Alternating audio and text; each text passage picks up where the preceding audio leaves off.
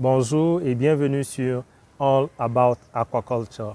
Je suis Rodrigue Yossa et dans ma précédente vidéo, je vous ai parlé du virage que je voudrais faire sur cette chaîne, donc passer de la langue anglaise à la langue française afin de pouvoir toucher un maximum d'Africains francophones parce qu'il y a déjà beaucoup de contenu en anglais sur YouTube, mais très peu en français. Et dans cette vidéo-là aussi, j'ai introduit l'aquaculture, les systèmes de production et j'ai parlé du fait qu'il y a une distinction entre la nutrition et l'alimentation des poissons. Alors, on m'a envoyé beaucoup d'emails me demandant de faire cette distinction. Alors, je prends quelques minutes de votre temps pour pouvoir vous expliquer quelle est la nuance entre ces deux-là et quelle est la différence. La nutrition des poissons, c'est l'ensemble des activités qui permettent d'apporter des nutriments qui vont satisfaire les besoins nutritionnels du poisson. Alors que l'alimentation, ce sont les actions qu'on prend pour pouvoir apporter de l'aliment au poisson. Donc, dans la nutrition, il y a un aspect essentiel qui est la connaissance des besoins nutritionnels du poisson. Donc, sans connaître les besoins nutritionnels du poisson, on ne peut pas parler de nutrition. Or, quand on parle de poisson, c'est un nom générique de certains animaux aquatiques. Donc, parmi les poissons, on a des espèces herbivores, donc des espèces qui peuvent faire manger les plantes aquatiques. On a des carnivores, des espèces qui peuvent faire manger les animaux aquatiques comme les poissons, les crevettes, les huîtres et tout. Et on a des omnivores qui mangent un peu de tout dans le milieu aquatique. Donc, quand on parle de nutrition des espèces aquatiques, il faut déjà savoir quel est leur régime alimentaire, omnivore, herbivore, carnivore.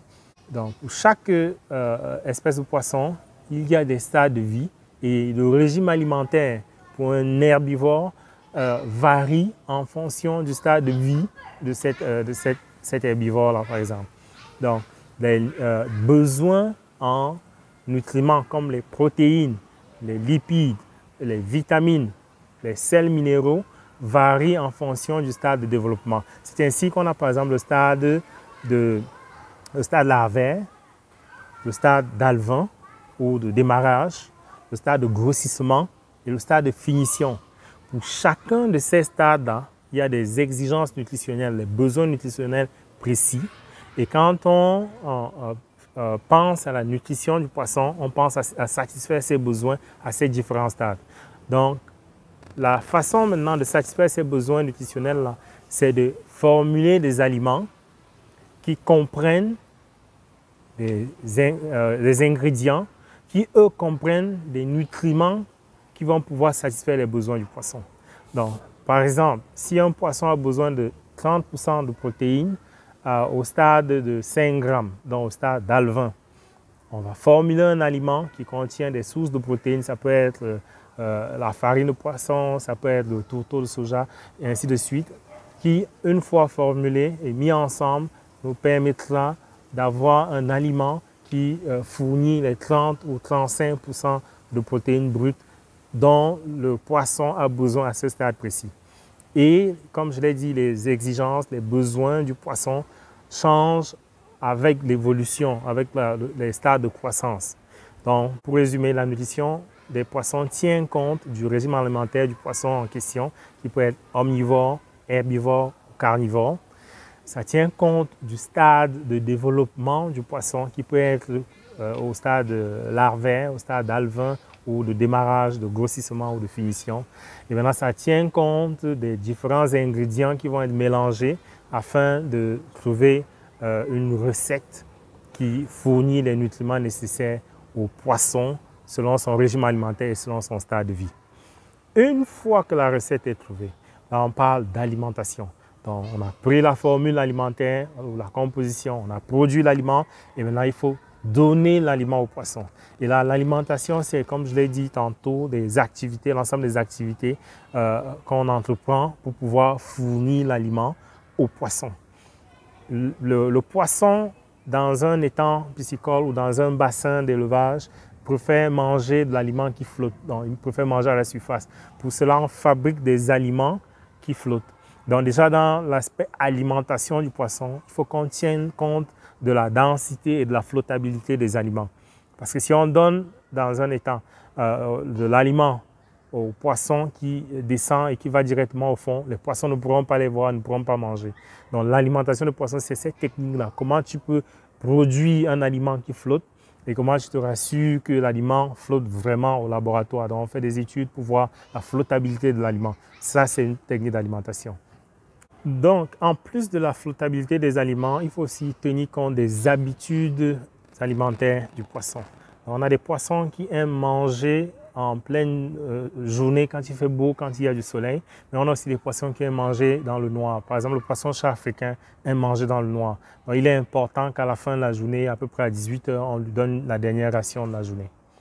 Et en plus des habitudes alimentaires, il faut aussi savoir que les poissons n'ont pas le même tube digestif, la même grandeur du tube digestif. Donc, il faut leur apporter l'aliment dans les portions que les poissons vont pouvoir consommer. Par exemple, si le tube digestif d'un poisson comme le tilapia peut contenir 5 grammes d'aliments à un stade de vie, il ne faut pas lui apporter l'aliment de 10 grammes. Ça veut dire que vous allez gaspiller 5 grammes. Donc, tout ça, ça fait partie de ce qu'on appelle l'alimentation des poissons. Et ça fait la différence entre la nutrition et l'alimentation. Donc, juste pour me résumer, la nutrition permet d'apporter des nutriments aux poissons. Et une bonne façon de se rassurer qu'on apporte des nutriments, c'est de définir le régime alimentaire du poisson, définir ses besoins, définir le stade de développement du poisson afin de trouver les ingrédients qu'il faut et composer l'aliment pour satisfaire ces besoins-là à ce stade de développement. Et une fois qu'on a la recette, on a l'aliment, il faut maintenant connaître les habitudes alimentaires du poisson pour pouvoir savoir quelles sont les rations, les quantités d'aliments qu'on donne, combien de fois, quelle est la fréquence d'alimentation, est-ce que ça doit flotter, combien de temps est-ce que ça peut flotter.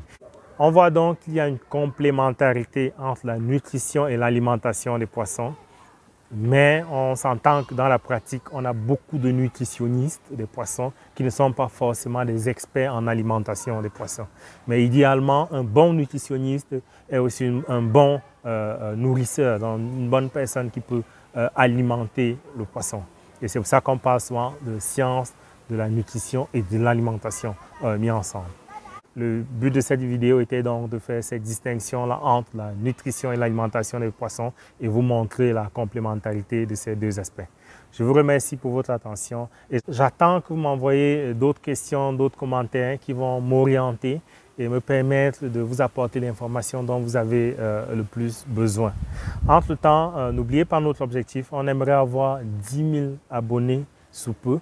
Ce qui nous permettrait de trouver un sponsor. J'en ai déjà trouvé en fait qui m'a dit dès que tu as 10 000 abonnés, je pourrais mettre des moyens à ta disposition pour que tu invites des panélistes, que tu invites des personnes et que tu ailles même les rencontrer dans leurs exploitations ou dans leur bureau, dans leur laboratoire pour qu'ils apportent de l'information utile en matière de bonnes pratiques aquacoles qui pourraient être directement appliquées au contexte africain.